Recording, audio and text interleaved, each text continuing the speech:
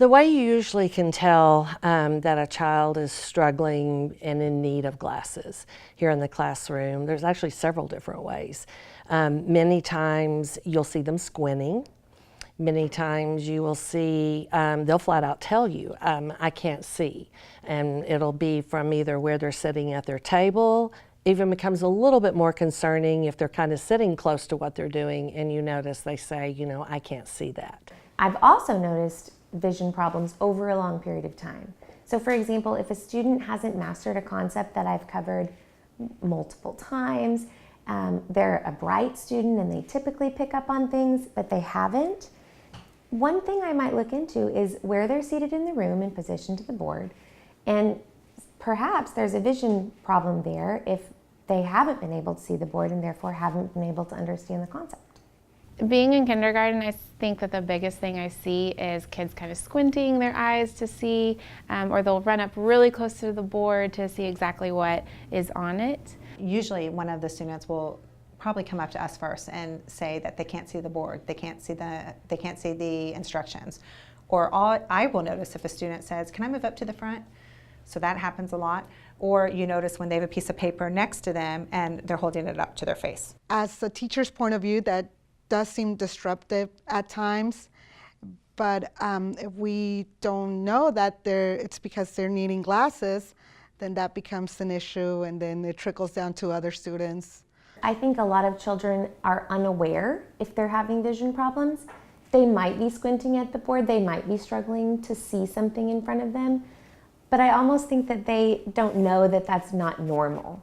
I would explain to that parent that we're catching this at a very early age, and if your son or daughter can go ahead and get glasses now, then we know that the reading and his comprehension and his self-confidence will be so much better. And if they wait longer, then I think that the gap of the academics will get larger and it's going to be harder for him or her to catch up. Sometimes teachers will send me kids if they're having trouble seeing the board. Sometimes if I see kids repeatedly for headaches, I decide that's probably could be a sign of maybe a potential vision problem, so I will test them as well. From an academic standpoint, it is so important for children to be able to see and to see well, especially in kindergarten, is because the majority of the students, we're teaching them how to read. And it's not just teaching them how to read. I mean, they're learning their numbers, they're learning all kinds of things. They're developing their fine and gross motor skills. And vision is just so important for all of that, because if it's not there and it's blurry, and they're not going to be successful with it. If you don't have a good vision, it becomes a distraction because you're more focused on deciphering.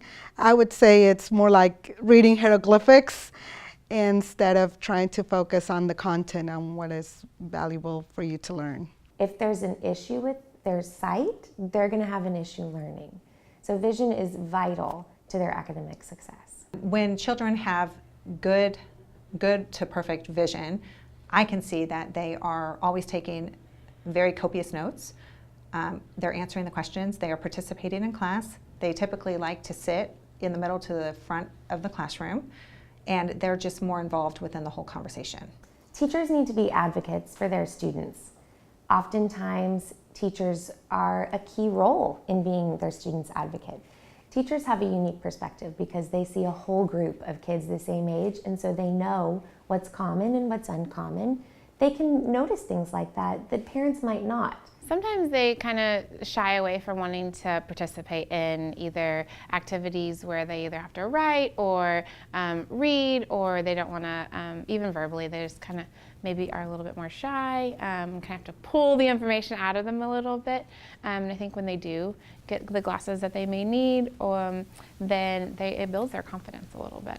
Whenever the student would finally have access to the glasses, I did see an amazing increase in their self-esteem and just being able to learn the content more than deciphering what was happening. Yes, it's very exciting to see kids after they do get glasses. They come in, I always will have to rescreen them once they get their glasses to make sure that they did pass with these new glasses.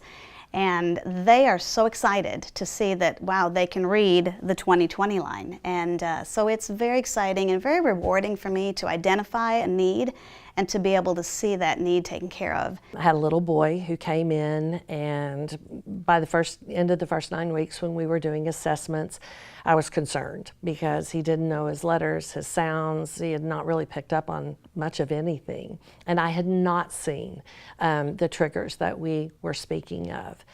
Well, I think it was through the screening with our school nurse that it was shown there was a problem. His mom took him to the eye doctor. Sure enough, he needed glasses.